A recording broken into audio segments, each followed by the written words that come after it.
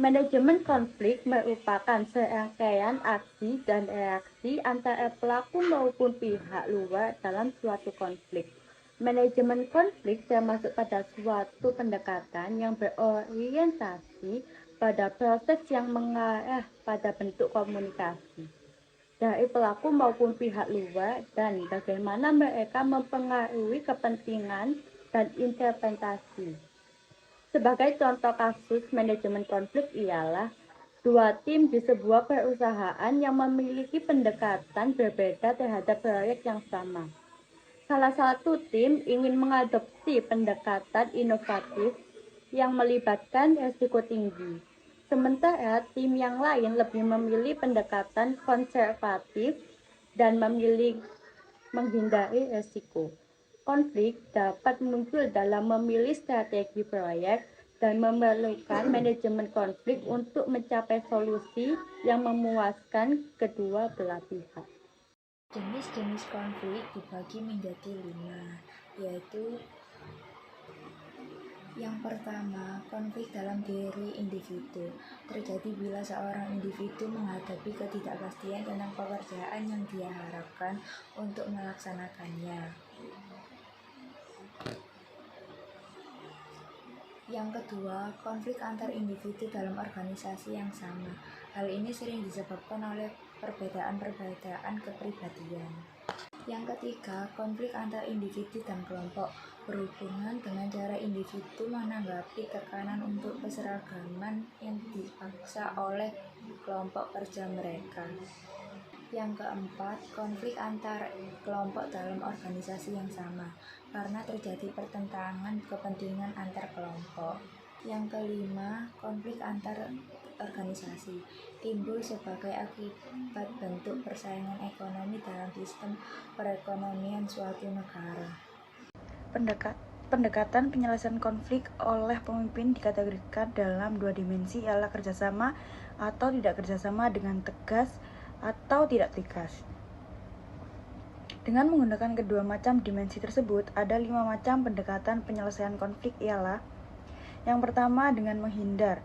Menghindari konflik dapat dilakukan jika masalah yang memicu konflik tidak terlalu penting atau tidak seimbang dengan akibat yang akan ditimbulkannya.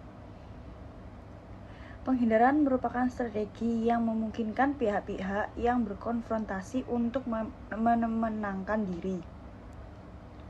Manajer perawat yang terlibat di dalam konflik dapat menepiskan dengan mengatakan, biarlah kedua pihak mengambil waktu untuk memikirkan hal ini dan menentukan tanggal untuk melakukan diskusi. Yang kedua, mengakomodasi yaitu memberi kesempatan pada orang lain untuk mengatur strategi pemecahan masalah. Hal ini memungkinkan timbulnya kerjasama dengan memberi kesempatan pada mereka untuk membuat keputusan. Perawat yang menjadi bagian dalam konflik dapat mengakomodasikan pihak lain dengan menempatkan kebutuhan pihak lain di tempat yang pertama. Yang ketiga ada kompetisi. Metode ini digunakan jika Anda percaya bahwa Anda memiliki lebih banyak informasi dan keahlian yang lebih dibanding yang lain. Yang keempat ada kompromi atau negosiasi. Masing-masing memberikan dan menawarkan sesuatu pada waktu yang bersamaan, saling memberi dan menerima, serta meminimalkan kekurangan semua pihak yang dapat menguntungkan semua pihak. Yang kelima yaitu memecahkan masalah atau kolaborasi. Pemecahan sama-sama menang di mana individu yang terlibat mempunyai tujuan kerja yang sama.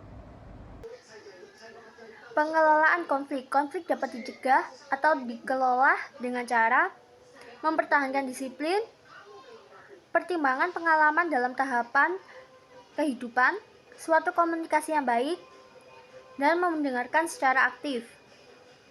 Teknik atau keahlian untuk mengelola konflik.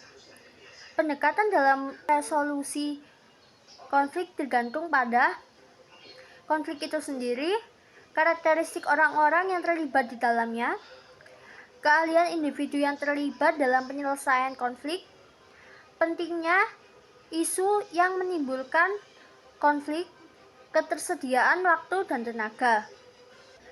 Sumber-sumber konflik. Faktor-faktor penyebab konflik beraneka ragam, yaitu 1. Komunikasi, yang kedua struktur, yang ketiga pribadi, yang keempat kelangkaan sumber daya dan dana yang langka, yang kelima saling ketergantungan pekerjaan, yang keenam ketergantungan pekerjaan satu arah,